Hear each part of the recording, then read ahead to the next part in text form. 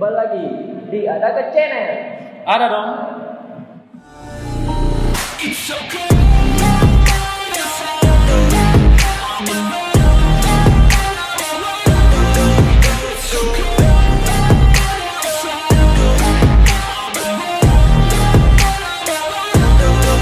Iya. Kali ini kita akan bersama dengan Bapak Guru. Di samping saya sudah ada Bapak Guru. Kita akan wawancara dia bagaimana seorang guru menghadapi pandemi.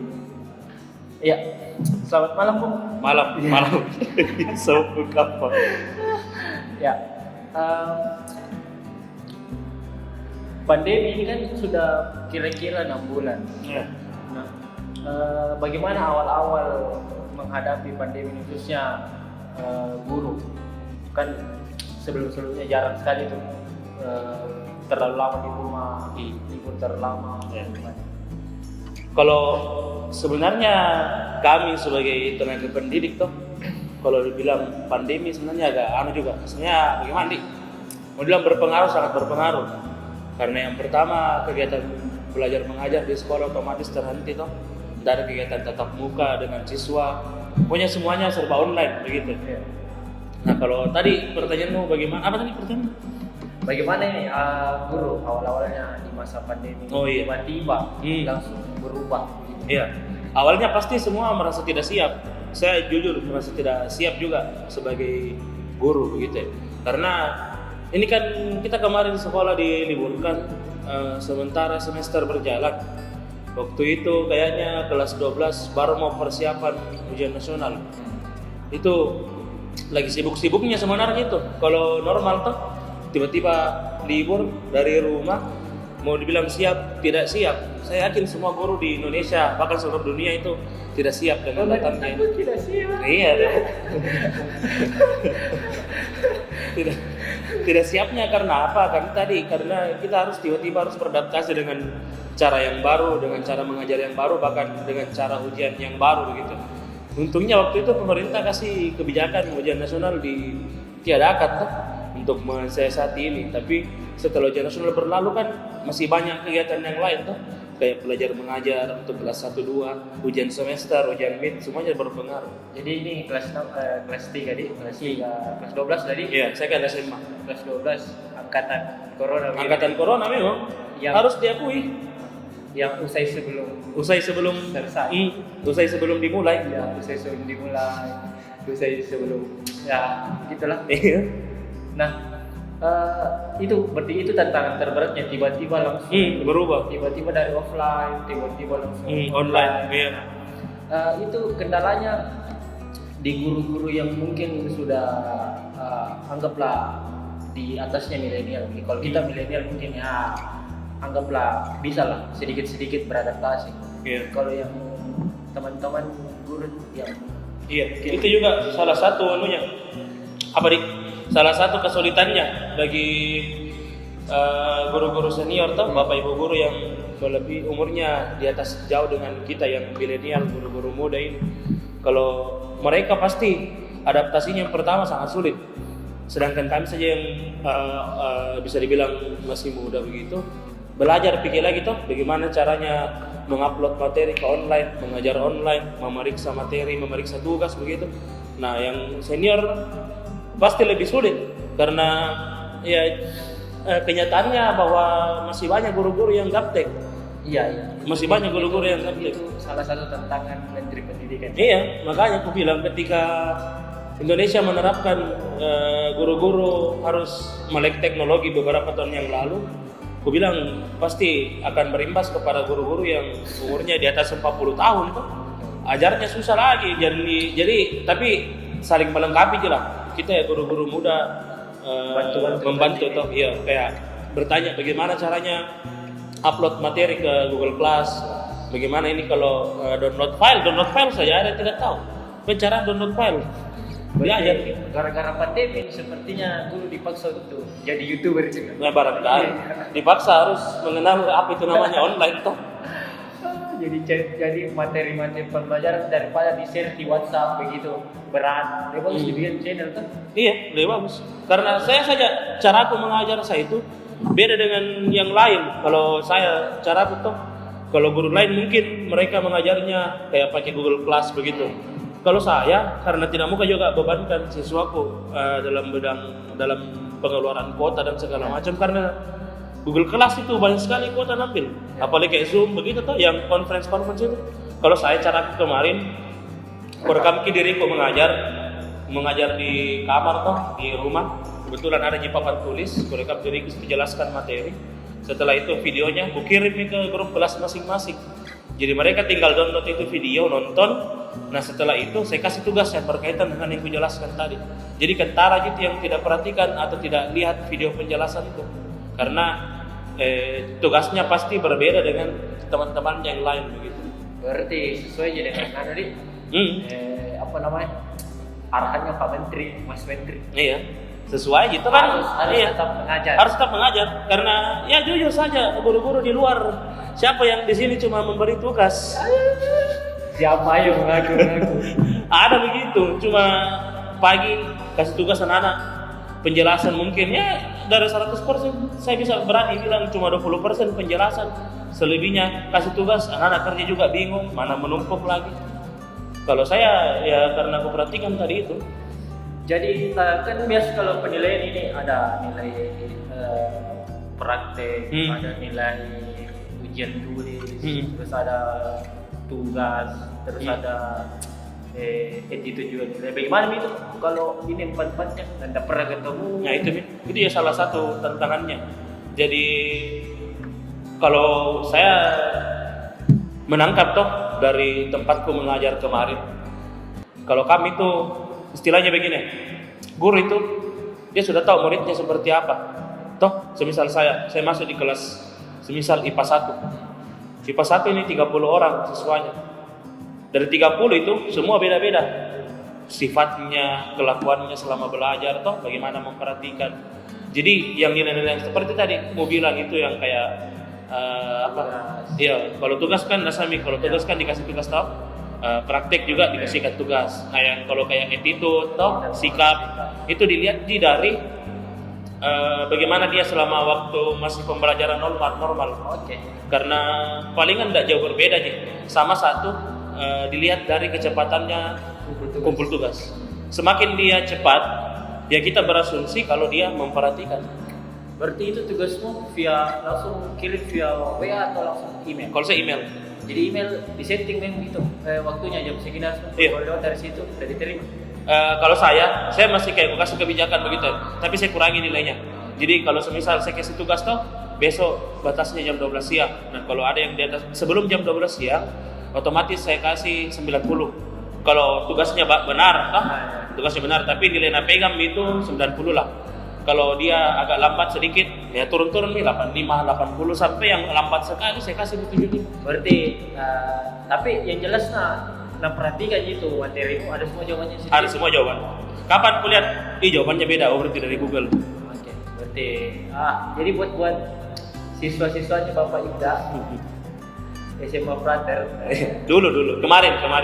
Jadi Bapak ini masih punya kebijakan. Jadi ya ikuti saja maunya. Iya. Dijamin. Nah, terus yang selanjutnya dari 6 bulan terakhir ini loh, saya lebih banyak di rumah. Apa pelajaran yang diambil begitu? Tiba-tiba langsung apa yang sudah jarang. Maksudnya di mana-mana guru itu tiap hari pasti bercengkrama dari siswanya ataupun mengajar kelas 3 kemarin mengajar kelas 12. Nah, tiba-tiba kan ini harusnya ada masa perpisahan begitu. Iya.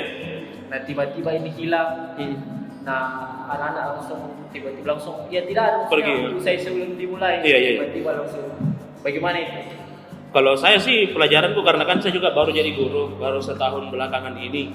Kalau yang ku dapatkan selama di rumah ini pelajarannya yang pertama betul Nabi bilang Ki Hajar Dewantara tidak pembelajaran itu tidak harus di kelas. Semua orang adalah guru karena siswa pasti dalam belajar di rumah kalau mungkin dia tanyakan ke orang tuanya atau dia cari sumbernya dari Google atau dari internet. Dan juga pembelajaran tidak harus di kelas, buktinya bisa gitu dari rumah masing-masing, pembelajaran jarak jauh lah begitu. Kalau kayak yang kehidupannya begitu, sosialnya ya palingan kayak berasa lain begitu ya. Tiap hari kita ketemu dengan siswa, ya ketemu dengan 1001 macam sifat dan kelakuannya. Tiba-tiba tidak bertemu, ya pasti ada juga perasaan rindu juga sih. Pasti ada perasaan rindu. Siswa-siswanya Pak Yuda rindu gitu. Pasti. Siapa tahu rindu sebelah tangan sih. Pasti rindu sama saya toh. Ya, terus lanjut lagi. Ini pas pandemi terus tiba-tiba beralih online, ada beberapa teknologi yang digunakan tiba-tiba lewat video call via WhatsApp, tapi paling sering mungkin Zoom. Nah, sama Google Class. Sama Google Class itu guru-guru pasti bakal kelabakan. Gitu. Nah di sekolah itu ada tim IT setiap pelajaran atau bagaimana? Saya tidak tahu sih kalau sekolah lain, tapi kalau di tempatku mengajar kemarin, itu yang bilang tadi, para kita aja baku bantu begitu. Karena pada dasarnya semua guru baru belajar dengan sistem ini. Jadi siapa yang tahu atau lebih paham masalah ini, ya menginfokan, oh ternyata bisa lagi begini, bisa begini, oh bisa upload materi di Google Class, oh bisa lewat Zoom, begini dan sebagainya. Berarti bisa juga share ini sama orang tua di rumah, kebetulan orang tua di rumah. Iya. Dan memang kalau saya di tempatku mengajar kemarin itu tiap hari itu orang tua harus kirim foto anaknya sedang belajar didampingi dengan orang tuanya begitu. Entah dia orang tuanya saat mau jadi foto baru didampingi anaknya kan atau bagaimana? Itu bahaya. Tapi kalau kemarin itu dari arahan kepala sekolah untuk wali-wali kelas supaya ketika proses pembelajaran dari rumah itu entah anaknya sedang kerja tugas atau memperhatikan video, orang tuanya juga ada di situ untuk dokumentasi kalau orang tuanya mendampingi. Nah, pertanyaanku satu juga ini. Kan ada ujian semester bikin atau ulangan harian. Nah, itu kan kalau di sekolah ini ada wasit gitu ya. Di dalam kelas jangan nyontek, jangan apa segala macam. Nah, kan ini di rumah. Iya. Bisa jadi dong. Oh iya, makanya. Itu juga kemarin sempat jadi problem juga. Apalagi kayak kemarin ujian semester genap toh, baru-baru lewat kemarin. Itu jadi problem juga di antara kami begitu ya. Bagaimana ini anak-anak toh? Tapi kesimpulannya bahwa sudah keadaannya memaksa kita begini, tidak mungkin kita juga mau paksa anak-anak untuk ikuti seperti biasa toh, dan pemerintah juga melarang. Jadi salah satu caranya itu adalah anak-anak ujian kalau untuk ujian sekolah, untuk ujian sekolah kemarin yang kelas 3, anak-anak ujian kan per ruangan. Itu satu ruangan diawasi sama satu guru, tapi via conference juga, Ji. Tapi iya, itu yang aku bilang. Ya tidak maksimal lah. Kayak kemarin juga ujian semester genap toh. Ujian semester genap, anak-anak dikasih soal ujian, mereka masuk di room yang dibuat gurunya di Zoom, di wali kelasnya buat room di Zoom. Terus mereka masuk di situ, ujian nih, wali kelasnya memantau juga dari Zoom. Jadi ya kita tidak tahu ketika dia kerja di meja di bawahnya ada HP toh. Nah, kita tahu tapi kesimpulannya kemarin dari kita rapat di tempatku mengajar, ya sudah seperti itu keadaannya begitu. Iya, karena pengalaman juga beberapa hari bulan lalu lah kan lagi sibuk-sibuknya bulan Pace jatuh, tiba-tiba ujian itu dikasih soal, tiba-tiba beda. Halo, iya Pak, nggak bisa buka buku ini Pak. Nggak bisa buka buku. Saya langsung ketawa dong.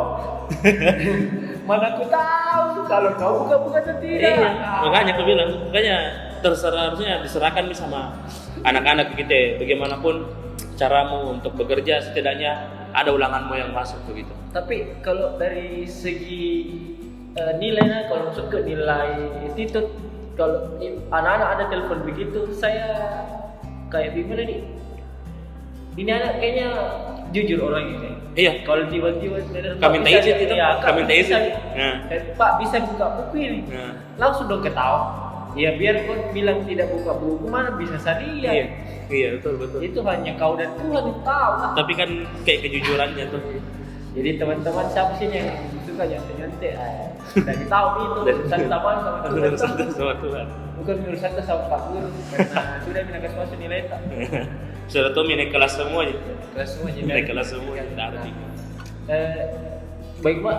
Bagaimana kan itu pakai kau biasa rekam baru kirim ke masing-masing murid tuh. Nah kan ada ini acara di TVRI. Nah itu kan mulai dari SD, SMP, SMA juga gitu. Pernah nonton itu belum? Iya. Nah bagaimana menurut tanggapan? Kalau saya sih jujur ya, yang di TVRI itu yang program belajar dari rumah tidak terlalu bisa mengakomodasi untuk SMP dan SMA. Kalau saya, karena kan mungkin ada juga teman-teman yang lihat jadwalnya itu mereka Kementerian Pendidikan lebih khususnya itu fokus kepada anak SD. Karena kan anak SD dia sampai diurutkan dari TK lah, dari PAUD dari acara untuk PAUD, TK, PAUD dan TK, terus kelas 1, 2, 3, 4, 5, 6 itu dia spesifik gitu. Nah ketika SMP, SMA itu tidak spesifik menurutku. Karena kalau kayak contoh untuk anak SMA saja itu pembelajarannya kayak dokumenter aja begitu. Dokumenter aja. Kalaupun ada kayak perhitungan itu kayak bagaimana nih? Tidak spesifik lah begitu. Jadi anak IPA sama anak IPS beda materi gitu. Sama, itu yang bilang tidak itu spesifik. maksudku kan di sekolah harusnya dia beda materi. Iya, harusnya dia beda materi. Di TVRI itu sama sih baru jangka waktunya juga singkat sekali. Ya. Saya lihat setengah jam. Iya, kalau saya perhatikan di TVRI itu dia tidak terlalu untuk SMP SMA itu khususnya SMA dia tidak terlalu menekankan sama nilainya begitu. Dia cuma menekankan anak SMA ini lihat dokumenter, semisal kayak itu hari saya dapat kayak Noken di Papua, dia itu kayak sosial cuma memperlihatkan bagaimana tatanan hidup masyarakat suku terdalam di Papua, bagaimana cara mereka hidup. Berarti kayak storytelling gitu. Iya, makanya kayak lebih ke pendalaman karakter, pembentukan karakter. Kalau untuk SMP, SMA, khususnya SMA. Tapi kalau yang kemarin untuk Provinsi Sulawesi Selatan itu dia ada acara di RRI Sulawesi Selatan. Di radionya itu dia lebih spesifik nih, jadi ada jam-jamnya, jam segini sampai jam segini untuk mata pelajaran ini untuk kelas SMA. Tapi itu jibat deh, maksud itu via radio, tidak ada visual audio saja. Gitu. Oke. Nah selanjutnya sudah itu cara memberikan materi selain ada di TVRI juga ada rekam di sini. Terus nah yang saya tanya bagaimana responnya ini murid? Kalau respon siswa sih puji Tuhan selama saya mengajar dari rumah baik semua, antusias di malah. Bahkan ada beberapa siswa yang memang kan saya mata pelajaran itu sejarah ada beberapa siswa yang kayak akhirnya jadi kayak pembelajaran di kelas karena ketika saya kirim videonya mereka nonton langsung WA, langsung feedback di WA. Pak, bagaimana kalau ini pertanyaan? Dia kasih pertanyaan, Pak, bagaimana kalau ini?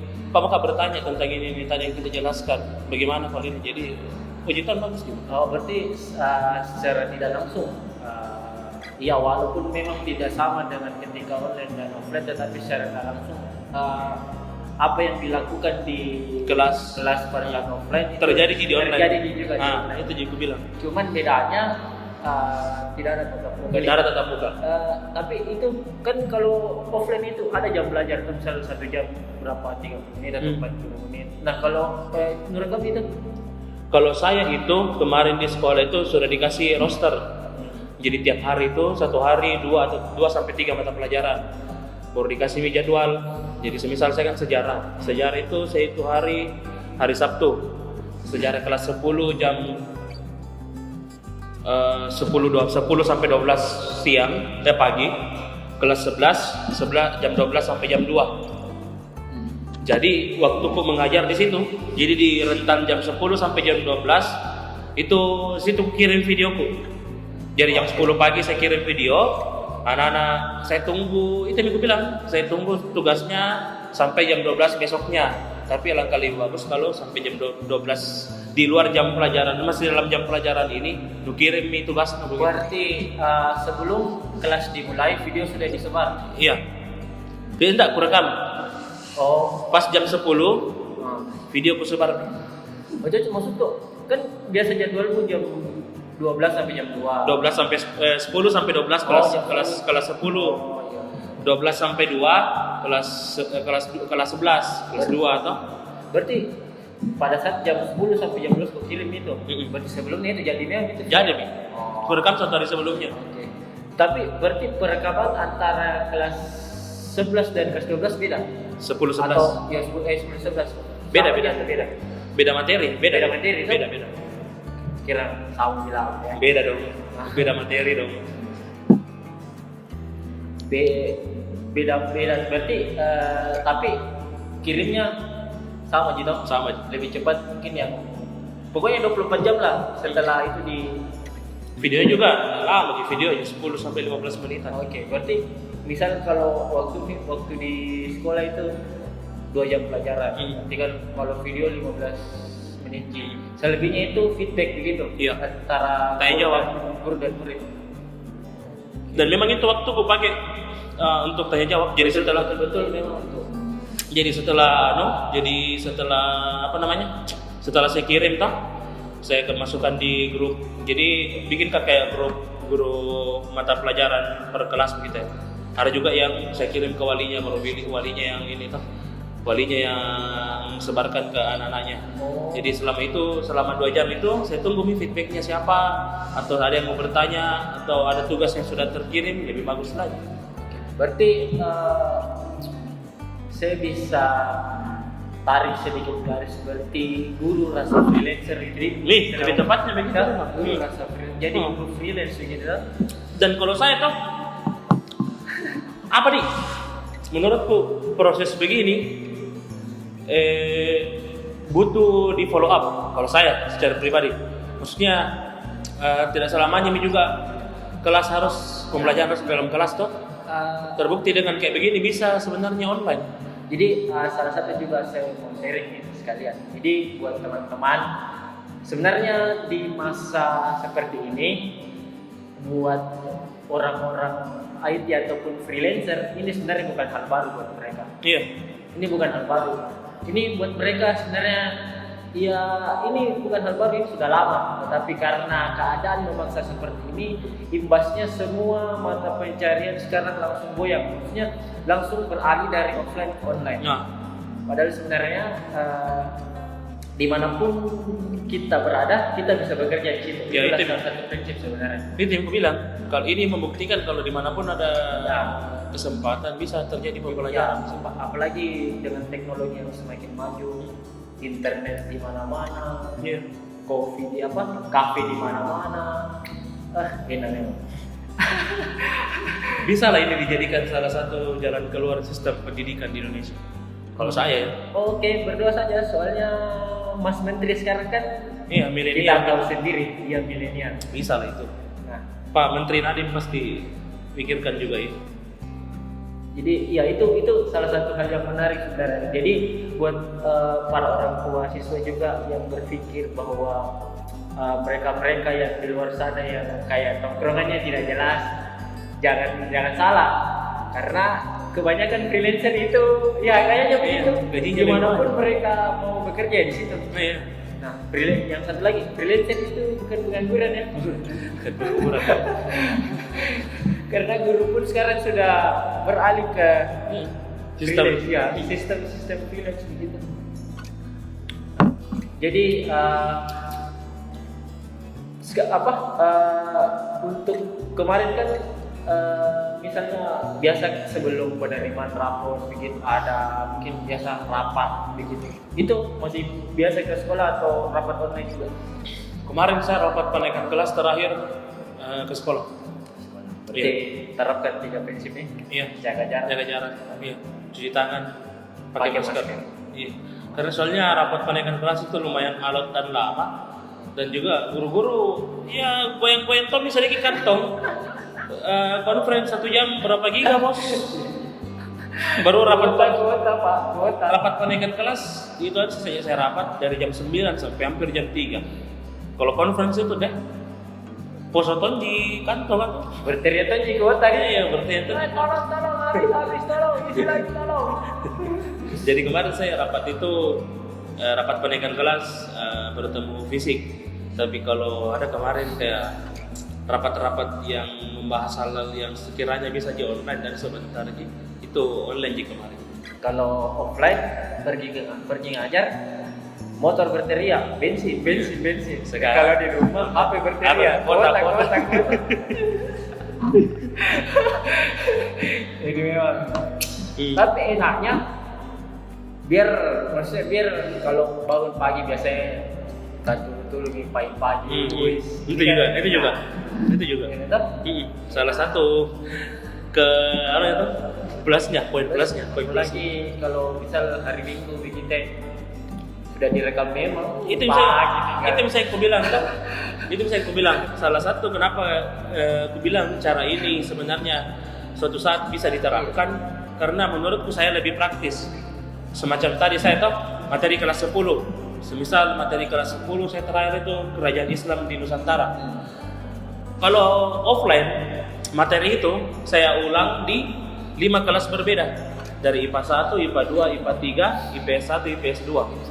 5 kelas saya ulang materi yang sama kalau offline. Iya. Dalam 1 minggu. Nah, ini online satu kali aja merekam 1 materi langsung untuk 5 kelas. Iya, jadi keuntungannya sebenarnya nih kalau misalnya dari offline pertama udah capek kita mengajar. Iya. Yang kedua transportasi. Iya. Lumayan. Ya. Terus tenaga juga Udah tenaga terlalu terporsir. Nah, tapi itunya kelemahannya ya kuota. Nah, itu yang aku bilang. Salah satu kenapa juga ini sistem mungkin bisa tapi masih agak lama ya karena itu negara kita belum siap menaiki tangga itu toh yang semuanya serba di online kan. Tapi sebenarnya dengan adanya pandemi ini saya rasa pelan-pelan kita sudah mengarah ke sana. Makanya new normal. Nanti tuh itu aku bilang nanti tuh pembelajaran jarak jauh begini akan menjadi sesuatu yang normal. Dan bahkan pernah saya lihat di YouTube atau saya baca di mana itu berapa tahun ke depan 5 sampai 10 tahun ke depan itu ditakutkan atau diprediksi sekolah itu akan kekurangan murid yang datang ke sekolah. Karena mulai bisa diterapkan ya kok sekolah di sini tapi dari rumah ya, kok. Tidak usah nih. Iya, jadi bisa jadi kan udah dari perkantoran ada kantornya. Toh, maksudnya ada perusahaan ini, tapi tak ada kantornya. Pekerjaannya. Iya, Pekerjaannya dari rumah. Iya. Gitu. Jadi ya mungkin ya kalau mungkin SMA sama mungkin beberapa tahun ke depan, tapi mungkin dari universitas sendiri universitas ke SMA. Iya, paling bisa diterapkan di universitas. Sebenarnya mulai beda. Ada yang di kampus itu kayak kelas jarak jauh tuh. Gitu. Pelatihan juga kan. Udah mesti. Nah, apalagi tuh kayak sekarang banyak di webinar tuh, seminar via conference. Itu mulai ini lagi kayak dikasih belajar atau dikasih lihat bisa nih ternyata seminar tidak usah sewa gedung. Iya. Toh, tidak usah sewa gedung. Jadi saya juga bilang gara-gara ini semua kita semua mungkin ya jauh tapi jarak tak jauh tapi maksudku kita semakin dekat begitu ya. Iya. Jadi contohnya misal kayak dulu kita sama di situ untuk tahu untuk bisa video conference sampai segala macam untuk curi ilmu itu sangat sulit sekali. Tapi sekarang dengan modal mungkin 300.000, 500.000 kita sudah bisa sharing begitu. Satu layar dengan dia dan oke. Iya. Jadi setiap keadaan pasti ada sisi positif. Pasti ada positif. Oke, lanjut. Satu pertanyaan besar ini yang masih sulit ku terjemahkan sebenarnya.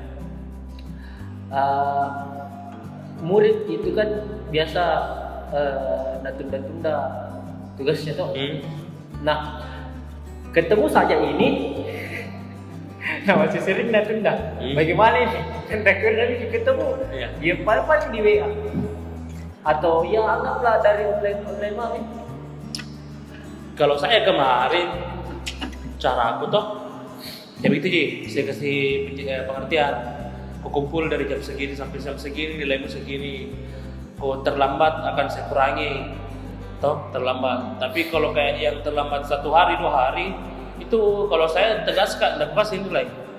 Kalau saya kasih tahu memang walinya, Bu, saya kasih info begitu ya. Saya daftar dulu toh, misal kelas 1 dari berapa ratus murid yang ini tidak kumpul per kelas ini, baru saya kasih walinya. Saya infokan kalau atas nama ini belum kumpul tugas, tolong di follow up. Jadi saya bukan kayak lepas tanggung jawab. Tanggung jawabku saya kembalikan ke wali. Tolong ini anak walimu, anak walita toh, anak walita. Ingatkan kalau tugasnya masih ada di saya. Kayak kemarin sebenarnya masih banyak begitu sampai bahkan beberapa 1 hari sebelum penaikan kelas itu rapat penaikan kelas. Masih ada yang belum masuk. Kalau ujian semester lah. Kalau ujian semester itu biasanya ada yang remedial gitu tak? Online juga. Maksudku masih ambil remedial atau enggak? Ambil 1 kali remedial. 1 kali remedial. 1 kali remedial. Masih remedial gini baru tidak. Artinya jujur. Yakin kau jujur. Yakin. Masalahnya remedial. Bukan masalah anunya ini, maksudku dia remedial bukan karena dia nyetek kamu, tapi memang nggak bisa sekali. Tapi kalau saya pengalamanku kemarin, saya dari remedial karena tidak sampai nilainya, tidak standar. Dia remedial karena dia tidak ikut ulangan. Kalau itu soal ya, bukan remedial, susulan. Remedial sebenarnya itu ya. Susulan. Kecuali kalau ikut ujian tiba-tiba dibuat standar. Dan tahu sih kalau teman guru yang lain, kalau saya di mata pelajaranku tidak ada yang remedial, susulan yang ada susulan. Itu pun rata-rata yang susulan ya siswa yang kurang yang kesulitan mendapatkan jaringan internet. Nah ini juga aku bilang tadi, tidak akan bisa diterapkan ini program pembelajaran dari rumah secara universal nanti, walaupun keadaan sudah membaik kalau jaringan internet belum sampai tidak merata lah begitu. Kalau di kota-kota besar mungkin dari masalahnya kemarin saya sekolahkan muridnya tidak cuma dari Kota Makassar, ada juga asramanya. Anak asramanya itu rata-rata dari Mamasa, dari timur, dari NTT. Iya, mereka pulang. Kan kemarin waktu diliburkan sekolah itu, kalau untuk Kota Makassar 2 minggu sebelum PSBB, 2 minggu sebelum orang bisa keluar dari Kota Makassar. Jadi pas diliburkan, langsung balik. Langsung asrama, dari asrama memang menganjurkan kalau mau tinggal tidak apa-apa, tapi kalau bisa pulang memang. Karena itu hari sudah gencar bilang mau PSBB itu. Nah, yang kemarin ini yang pas masalah kota ini, kan kalau Indonesia sini ditanggung. Ini ya. Saya puji Tuhan ditanggung. Iya, kalau saya guru. Atau kalau siswa. Kalau guru ditanggung. Tapi kalau di asrama ada wifi. Ya aman lah kalau ada. Tapi pulang ini. Iya. Tapi kebijakan dari sekolah kan kemarin saya swasta. Pengurangan SPP. SPP-nya di diskon begitu, dikurangi. Berarti gaji guru juga dong.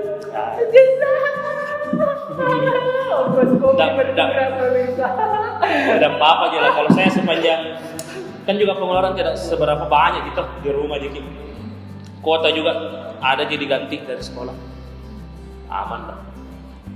Kalau saya kasih pertanyaan ini antara 2, online atau offline? Waduh.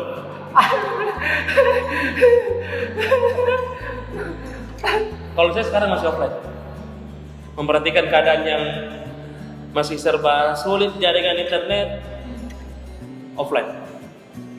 Data sih 5 tahun ke depan ketika 4G sudah merata, bahkan mungkin 5G itu, mungkin saya akan lebih memilih offline. Berarti kalau begitu semua mungkin tinggal warkop yang banyak kunjungi. Kalau sekolah mungkin Tapi kalau saya sampai kapanpun pembelajaran di kelas itu perlu. Cuman mungkin ada beberapa aspek yang bisa kita ganti dengan online. Misal kayak penyetoran tugas, private, sebenarnya bisa loh. Teman-teman guru privat itu Kesempatan sekarang mencari pasar. Ya homeschooling Bisa tuh jadi iya. Teman-teman guru privat itu bisa sebenarnya kesempatan sekarang. iya karena banyak juga mereka yang apa namanya tidak bisa dipungkiri lah, pandemi ini membawa banyak dampak buat perekonomian, khususnya Siapapun pekerjaan apapun itu terdampak ya, semua. mungkin ya harus pintar-pintar Cari celah. cari peluang. Di sekolahmu ada beberapa anak-anak muda untuk yang mengajar? Kalau guru-guru muda sih range dari usiaku 23 sampai 35 masih dibilang muda toh. 35 ya 50 lah. Berarti Bagi-bagi banyak juga yang bisa membantu. Bisa di semua. Bisa. Kebetulan ya guru-guru senior di tempatku mau belajar semua aja dan mau jadi bimbing jadi enak lah. Itu maksudku sebaru apapun teknologi Selama ada kemauan belajar, masih mau bisa belajar ya memang butuh waktu, takes time, tapi maksudku pasti dengan pelan-pelan pasti bakalan bisa. Terakhir ini, setelah semua berakhir, apa kira-kira yang kamu sebagai guru ini setelah semua ini berakhir, apa kira-kira satu kata yang menggambarkan mulai dari di rumah tiba-tiba dari offline mengajar tiba-tiba langsung di rumah dengan segala macam kegiatan dan kesibukan. Nah tiba-tiba selesai ini langsung lagi bisa normal. Apa kira-kira satu kata yang menggambarkan semua sebagai guru begitu? Luar biasa. Akhirnya kita juga bisa melewati ini deh. Iya, kalau saya luar biasa. Maksudnya luar biasanya apa ya? Dari awal dari offline tiba-tiba dipaksa online belajar, adaptasi lagi dengan model baru, dengan cara mengajar yang baru, membiasakan diri tinggal di rumah tidak bertemu siswa, dan nanti selesai ketika kembali bertemu itu juga luar biasa perjalanan kita sebagai umat manusia. Dan sebagai guru sejarah, saya bisa katakan ini akan dicatat sebagai sejarah.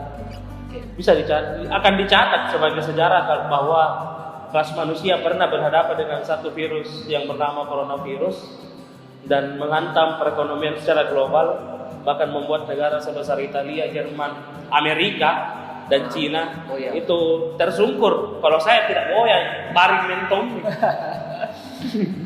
Hampir semua negara dunia tersungkur, ekonomi jatuh dan sebagainya, dan ini pasti akan dicatat. Nah untuk adik-adik yang masih kelas 6 ya, saya pelajari sejarahnya coronavirus. Pasti masuk di buku sejarah.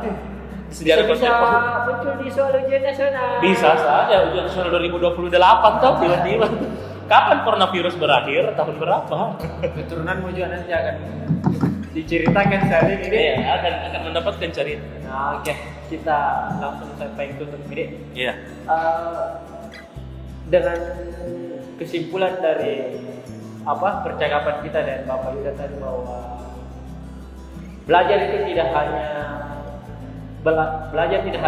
berlangsung di kelas, tapi di luar kelas pun dimanapun kita berada kita bisa belajar. Iya. Semua orang adalah guru. Semua tempat adalah kelas. Tidak offline. Itu jadi kayak gue bilang semua tempat adalah kelas ya. Semua orang adalah guru. Bahkan anak kecil pun kita bisa jadikan bisa belajar dari situ. Oke. Ya. Terima kasih. Sampai jumpa di konten selanjutnya. Adakah?